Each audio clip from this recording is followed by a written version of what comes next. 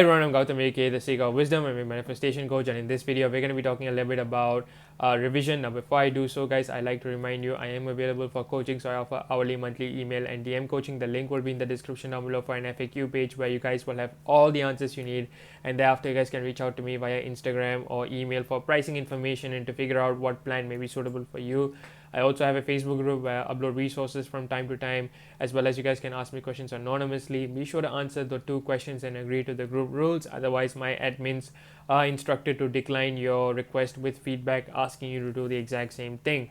Now, I also have a mailing list where I post articles from time to time, as well as my latest offers for coaching. And last but not least, I also have a Manifest Your SP course, which is designed for people who are in their manifestation journey with regards to their SP. This is quizzes and worksheets and videos to aid you in your journey. And the neat part is that if you purchase it right now, you will get those updates for free in the future, and as the course will be updated over time. And as I'm adding more content to this, the prices will be adjusted accordingly. So if you purchase it now, you are getting it for a bargain, right? So all that said and being done, let's get to the video. So what kind of prompted this video was a video request from one of you guys. So if you do have any video requests, I have a Google survey form just for that as well. Again, it will be linked in the description, so you guys can put there your video suggestions and so on. So this was one of those video suggestions I had. And what really made me talk about this topic was, I think I didn't really cover it in any of my videos before. So I thought like this is actually a very important topic, and a lot of people have been asking me to really talk about this in detail, and I'm going to be like trying to break it down as to how how I view revision, and what are the things that you can do with regards to revision, techniques wise. And so by the way, just a quick thing before we even start, if my voice sounds a little different, that's because I have a little bit of my throat is kind of swollen right now, and I have a little bit of a running nose going on. So that's why my voice may sound a little different. I'm not sure how the audio is being picked up right now, but if you do notice that, and if it's, I don't know how drastic the change is. So yeah, I just wanted to like really put out that disclaimer there. So, anyways, Neville always talked about revision as being something that is done at the end of the day, right? He always talked about like something that you can do at the end of the day, where you revise things as they ought to have gone, basically. So for example, let's say you went for an interview and you didn't pass the interview, you come home, you revise that day as though you did pass the interview. Let's say you had an unpleasant interaction with a couple of different folks, you come home and right before you go to bed, you revise those scenes in your mind, right? So the idea being, you don't want to carry on unpleasant events, or things that are not favorable into the future, by dwelling in those states, and like by remembering them really. So the idea that Neville, I think, was preaching was, try to revise it as soon as possible, so that you're not carrying them into your future, right? Because the moment you start thinking about a few things like that, you're attracting them into your reality, and that's something that we don't want to bring forward into our reality anyway. So really, to simply put, revision is there to change unfavorable events into favorable ones in our minds, so that we don't attract events based on unfavorable past memories and so on, right? That's the main thing with revision. And everything that you're doing with regards to revision is to change the past into a favorable one, so that we attract favorable events as a result of that revision, right? Because what happens is, when you have a bitter moment with someone, or when you had a nasty fight with a person, right? I always get this message: I had a nasty fight with my SP, what should I do? Right? And one of my answers is to always go and revise it. Because if you are having a fight, and in the process of manifesting them, your mind keeps going back to that fight, and you are having concerns about that and how that's going to affect your manifestation and so on, that is, you are literally reinfecting yourself with the past, right? You see, when you're imagining something, right, be it something that you have never experienced before, or when you're are remembering something that's from the past, you are literally reinfecting yourself, right? Your mind can't tell the difference between something in the imaginal scenes and something that's going on in the 3D. So literally thinking about something, puts you in that state of mind again, right? So it doesn't recede into the past. It gets projected into the future, and that's something that we want to use to our advantage by making sure that we think favorably as much as we can, right? So that's the main thing here, really. So make sure that you are thinking favorable as much as you can, for as long as you can. And yeah, so as I said, like one of the techniques that Neville always talks about is going home and revising things that happened throughout the day as though they happened or as though they went down in a favorable manner, right? So he, I guess, was talking about it from a visualizing standpoint. So you imagine them. You can also script it, like that's, I have spoken about that mother-in-law example, plenty of times here. But the long story short is that, like a lady revised, incident that happened that caused her to be kicked out of the house, and she wrote two letters, one from her daughter-in-law, one from her grandson. And she read it for 8 days, felt it real in her mind, and she got the exact same letters from them 8 days down the line. And this was after a period of like 2 years of no contact, essentially. So this is how effective revision can be. And in this particular case, this lady used scripting, right? So you can script letters from people, or you can script journal entries, right? You can start with like dear diary, or you can write the date and say like this has been a wonderful day, life has been good, and so on and so forth. And you can like narrate all those events that happened that day, or that you would have liked to have happened that day. And you can just read it and start making that your dominant memory. Like the idea again is to like change your past, so that this revised scene becomes your past. By thinking about it over and over again, what you're doing is you're aligning yourself with a favorable past, thereby attracting favorable circumstances in the future. So scripting is a really good way to go about it. Inner conversations, again, they are a really good way. So you can basically hear praising voices from everyone around you, right? It could be your friend, it could be your parents, depending on what exactly you're revising. For a lot of people, one thing I wanted to talk about was with regards to childhood, right? Like some people may have like childhood traumas and so on, and you can revise that as well by focusing on the good things that happened in your childhood, and also like exaggerating it, and really kind of building on those memories, right? Imagining like what would it be like, when you like going through, like let's say if you ever wanted to go to Disneyland but your parents said no, for example. You imagine yourself going to Disneyland as a kid, and experiencing that, and like imagine you purchasing all the toys and everything like that, and see your childhood self being like really happy, right? And you can do this in third person or first person view. I'm saying that because a lot of people ask me which is better. There was this misconception of sorts like being passed around that you have to manifest or visualize in first person. Honestly, I don't think that's the case anymore, simply because I have manifested things just by imagining myself as a third person before.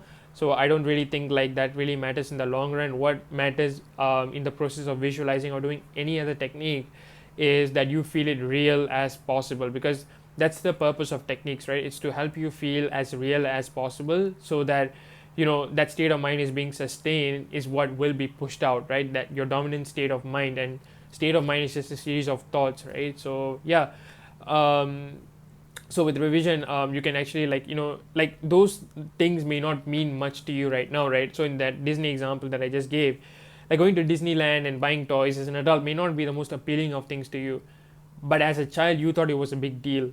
So you have to like see yourself being happy in that, and like really just immerse yourself in that and feel grateful for having those memories, right? Even the fact that you can imagine it and like revise it is a gift in and of itself. That's the God within you, right? Neville always says the human imagination is the God that's within us, and it's a gift, right? To even imagine an alternate memory. So embrace it, make full use of it, right? So that's one thing I'll definitely say. So example that one of my clients gave was, she had a temporary stay in her aunt's house, and as a kid, right? And this aunt was not really nice to her, right? I think even though that time period that she kind of stayed in this aunt's house was really kind of minimal, I would say it was, I think, for a couple months, if I'm not wrong. What she did was, because I felt like I think it bothered her quite a bit, because sometimes when here's the thing about relatives, right? Like sometimes they may be very nasty to us when we are kids, and when you meet them as adults, like they are completely different people. They will treat us in a very different way. That has definitely happened for me as well. And for some people the trauma is really there. So like what this person did was to go imagine herself as her childhood self, and jump on the auntie's like sofas and stuff like that, like really expressing her childhood self, right? And I think she felt like really really better thereafter. And I have revised a lot of things in my childhood where things didn't go in a favorable manner. I imagine things as though they were very favorable for me. In my childhood, like I actually was accused of once asking for money from a girl. And the funny thing is, like, I don't even spend anything, like always bring food from home kind of guy. So like that kind of affected me, because like being accused of something like that you never do, for example, kind of like makes you think, oh my, like and it really kind of sometimes put me in a state where like I was always like making sure that I wasn't doing anything wrong. I was like super cautious, overcautious of myself, right, at one point. So I went to revise that as though like things actually went down very happily. That event never happened, right? It was a normal day that day. I was happy. School life was a breeze for me. I always did well, and so on, right? I always try to focus on the good memories I had and exaggerate those. So you don't have to revise those events directly per se, but what you can do is you can build up the good things that happened, and making sure that you're not putting your focus on the unfavorable scenes and pretending that it didn't even exist. And in in its place, you replace it with something better, like something way better.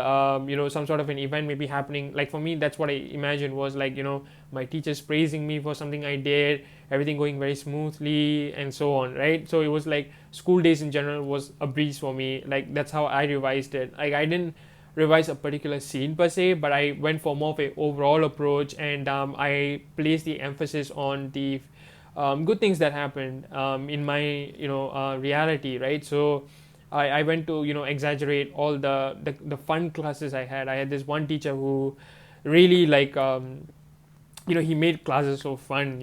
I think I really got into history and everything like that because of him. So I went back and I revised those scenes, where he talks more of those things and where we were having more laughters like that.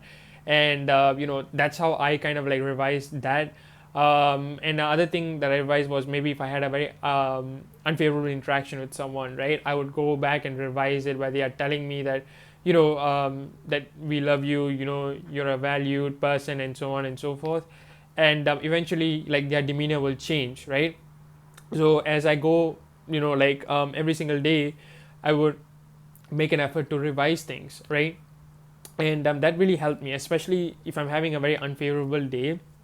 I don't let that get to me. I go home and I'll try to revise it as soon as I can. So normally I'll rely on scripting, visualizing, or inner conversations. Sometimes inner conversations and visualizing comes together, but sometimes you can just hear their voices and so on. So the main thing is that you revise those things as quickly as you can, and try to dwell on the revised scenes rather than what actually went down. And I guess the biggest question that many people may have is, how do I react when people ask me about it? You can tell them how it actually went down, but in your mind you tell them otherwise, right? If let's say event X happened, you speak to them and you acknowledge it, yeah, event X happened, and so on and so forth. But in your mind, if you wanted Y to happen, you imagine telling them like no, event Y actually happened, not X, basically. And you tell them in your mind on the spot itself. So yeah, and I think like using visualizations is really very helpful as well. In fact, there's some like real precedents to this, where researchers are looking into like treating like patients with PTSD with like using virtual reality as a tool. This was as far back as like 2016, I believe, right? I did a project on that once for my A level. So like I feel that like really imagining and really like resolving things that way is really helpful, right? So immerse yourself in those scenes and really dwell in them, and give yourself like sensory vividness, right? Use sense of touch, smell, sound, and so on, and really kind of immerse yourself in it, right? Like if someone is talking to you, try to imagine what their voice looks like. It doesn't have to be like like I would say like HD per se, but as long as you can vaguely make out that okay, it is their voice indeed, you can definitely do that. If you are having a hard time visualizing again inner conversations or reading a script from their perspective to yourself, again, that will really help you a lot there. So yeah, that's about it, guys. With revision, it's pretty simple and it's a pretty straightforward concept. Again, like the only thing you need to make sure is that you need to continually go back to these revised scenes, even when your mind wants to go to the unfavorable scenes, right? So that's the only thing you have to look out for. But other than that, if you can just go back to those revised scenes consistently, it should be fine, honestly. There's nothing to really be concerned about or whatsoever. So guys, we have come to this end of this video. If you guys have any questions, be sure to drop a like and a comment down below. I'll definitely be sure to answer them. One thing is that I don't understand Hindi. So if you guys have any questions, I know some people sometimes tend to ask me questions in Hindi in my Instagram and here as well. But the thing is, I really don't understand it, guys. So like, I may have to like Google Translate things. So, like please post your questions in, English as much as possible, because yeah, it's also because, like people can understand it as well, right? So yeah. And the other thing is, I do have a backup page for Instagram as well, so be sure to follow that, because I'm going to be posting a little bit more of content there. I'm still planning things around right now, but I will have those things listed in the description as well. So yeah, guys, thank you so much. We recently reached 600 subscribers and more. It's growing, and I'm really grateful for all the support that you guys are giving me. I really appreciate all the love and care that I get from you guys. So yeah, I really appreciate it from the bottom of my heart. So guys, we have come to this end of this video. So yeah, turn on your bell notifications, because I'm going to be uploading new videos every single week, and I'm going to be uploading them on a frequent basis as well, so you wouldn't want to miss them out. And I'm going to be doing more lives on Instagram as well. So be sure to be on the lookout for them, and subscribe, guys, as it goes a long way if you have not. So guys, thank you so much for watching. Stay safe and happy manifesting. Peace.